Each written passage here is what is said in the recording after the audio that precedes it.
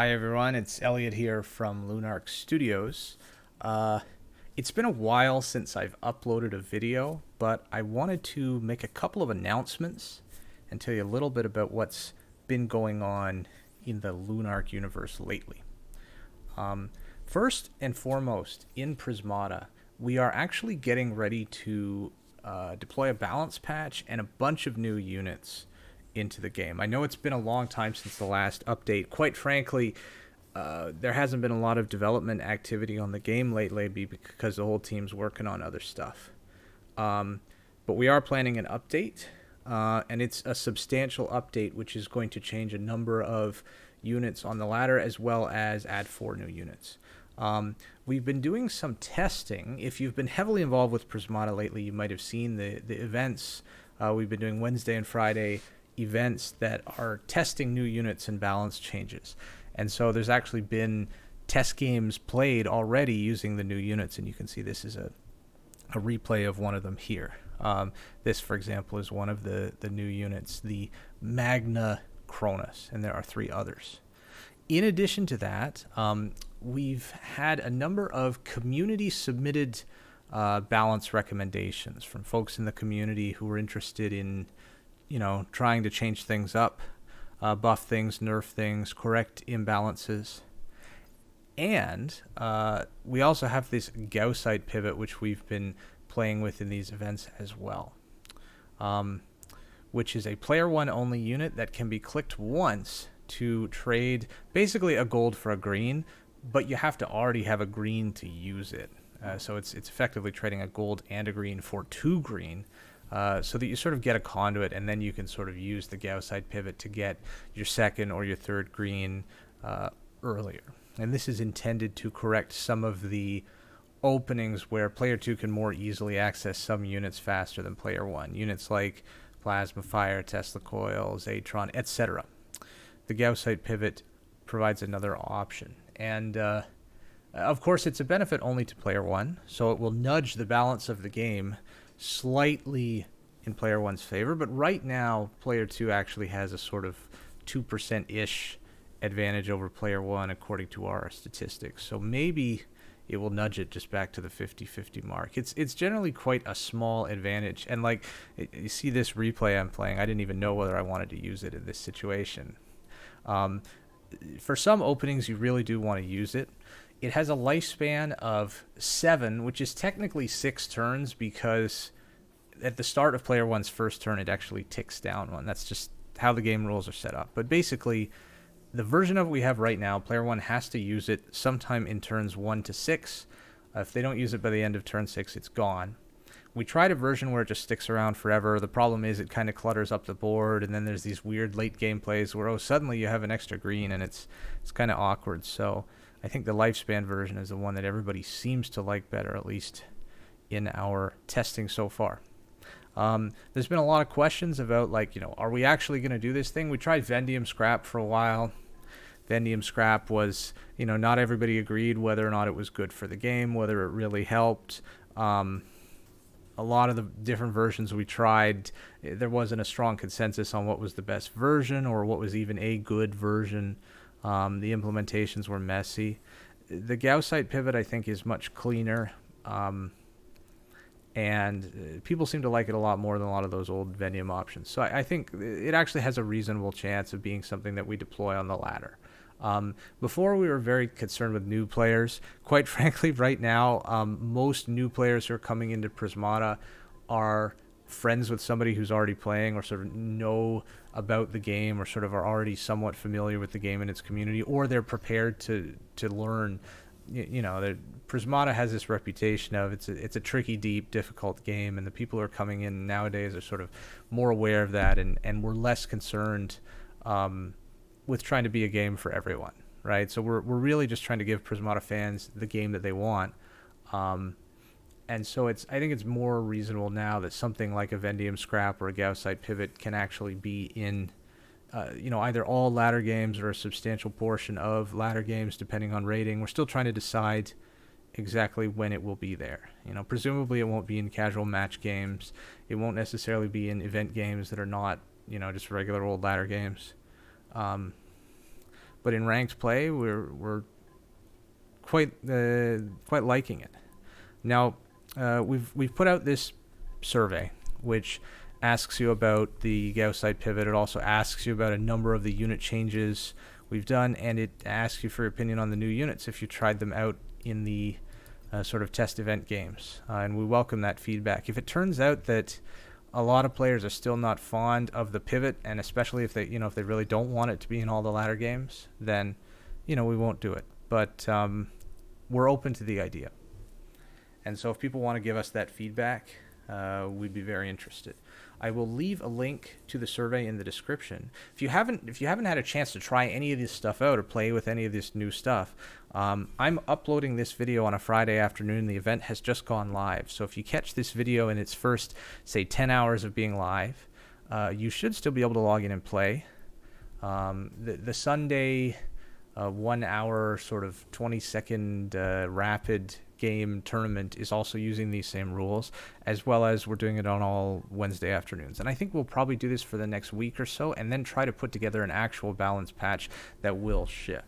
And there are a few units that we've still been sort of iterating on. People are saying, oh, we need to buff this and nerf that, and we tried 2 or 3 different versions, in some cases more, before we really found one that people liked. In some cases we just said, screw it, let's just keep the old one. And so if people do have additional things they want to try, we are nearing the end of this process, but we're still open to trying variations on sort of stuff we've already done. Like just 2 days ago, we took 1 gold off the price of Magna Cronus because people were saying they thought it was too weak. I can show you some of the other units in a second. But yeah, that's it for Prismata news. I do want to tell you a little bit about stuff that's going on with the rest of the company. It's actually been a very exciting time at Lunarch, even though you've probably heard absolutely nothing from us. We're working on actually 2 new games that are not Prismata. One of which is David Ree's solo project, which is a puzzle game called Jelly is Sticky. We technically have not announced it yet, but if you know the right places to look, you can maybe find some information about it on the interwebs. We are planning to release a demo for that game in February with the next Steam Festival. So the next time there's a Steam Festival, there'll actually be a playable demo of his game.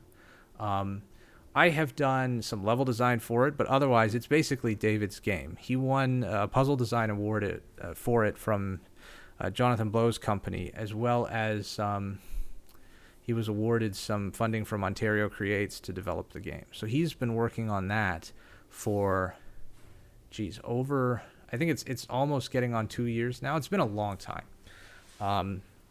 And it is a phenomenal game. I'm really looking forward to releasing. We'll probably get it out in the next couple of months, sometime this spring. We're sort of just wrapping things up with that. The other game we're working on is a much larger project on the scale of something like Prismata. In fact, it's an even more ambitious game than Prismata in many ways. And we've sort of been trying to get all of the funding in place and the publishing agreements in place and stuff like that so that we can proceed into full development. And we're at the stage now where we're getting ready to proceed into full development on that game. So you probably won't hear any announcement for probably at least a year. Could be longer, who knows. Could be a couple of years. But what will I say about the game? Well, we're going to be hiring. We're actually going to be hiring for a number of positions, producers, programmers, artists, stuff like UI designer, sound designer, maybe QA. The game heavily features puzzle content. It's a multiplayer puzzle game. So we'll also be hiring a lot of puzzle designers. We're building the game in Unreal Engine. We're looking to do like 50 to 100 person multiplayer. So you could imagine something like a Battle Royale game or an MMO, but instead of the combat being from those types of games, it's more puzzly and action-adventure type combat. So think Zelda, think Portal, think The Witness, stuff like that. Combination of co-op and competitive with some MMO elements. It's an ambitious project, and there's a lot of stuff to it, but it has sort of got past the green light stage. We have funding for the project, and we're like getting ready to start hiring. So if you're a game developer or a puzzle designer, check back. I'll probably announce something more in a few weeks when we have like job postings up, and the Lunarch Studios webpage will get a revamp, and there will be places to apply and contact us.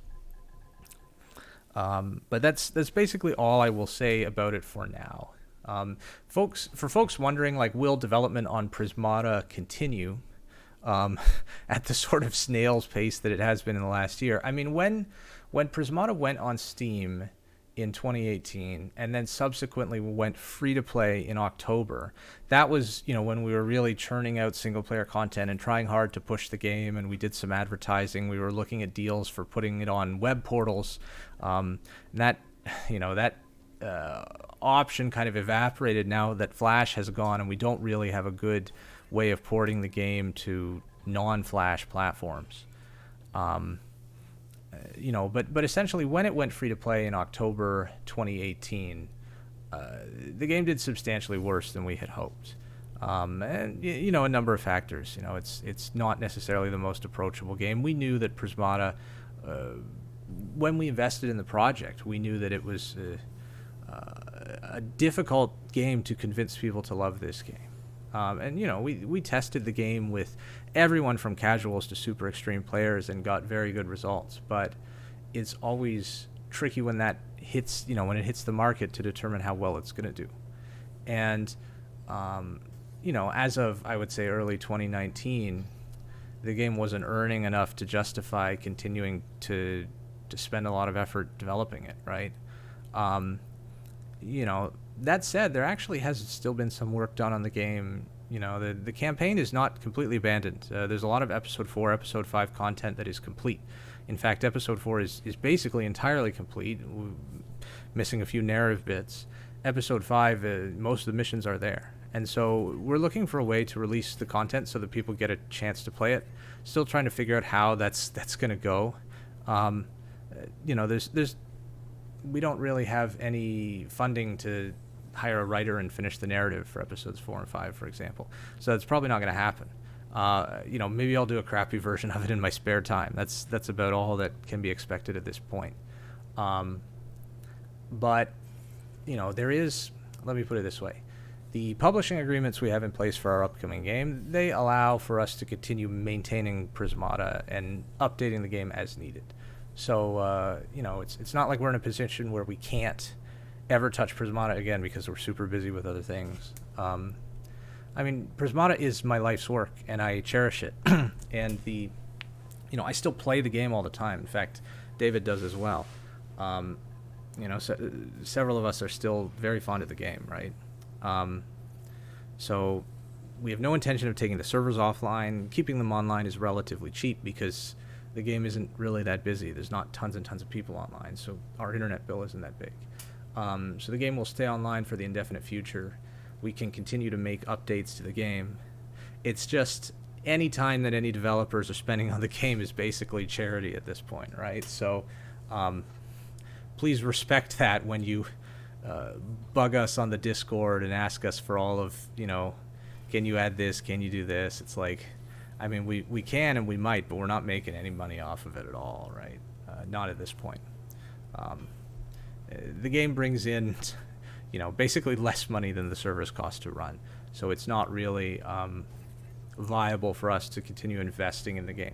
We have actually thought about starting over and just redoing the entire game from the ground up with 3D graphics and a completely different level of production, but the same underlying game, right, underneath it. But sort of position it more as a computer strategy game, where you're like looking down on the battlefield and clicking things. And like, if we had to do the game again, we might do it that way. And in the future, we may have the funding to do that. But our next couple of projects are not in that direction at all, right? That's a, maybe it'll happen 5-10 years from now, maybe not. I'm sure there's lots of folks out there that would love it if we did that, but we don't know what the future holds for now. That said, oh yes, one other announcement is I'm going to be uploading some other content to this YouTube channel starting very soon, because game number 3 and game number 2, in fact, are puzzle games. And for game number 3 especially, we're looking to hire a lot of puzzle designers, like a large number of them. We're going to be putting up some content about puzzle design and posting it around the internet so that this YouTube channel will be a resource for people who are interested in puzzle design or looking to learn more about puzzle design. And accordingly, it will be sort of a content marketing push to help us get puzzle designers involved in our next game, but also it's a topic that I'm very keenly interested in doing.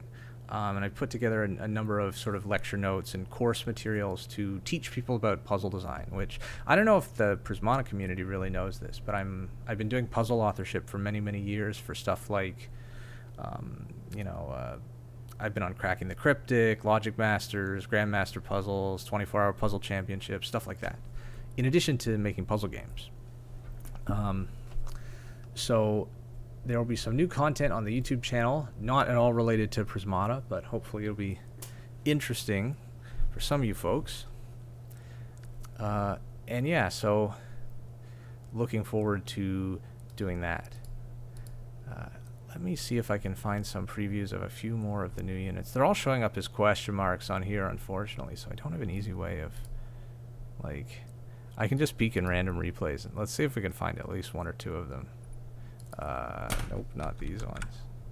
The older games might actually be better. You can see my my record is just absolutely full of losses from trying all kinds of degenerate crap with the new units.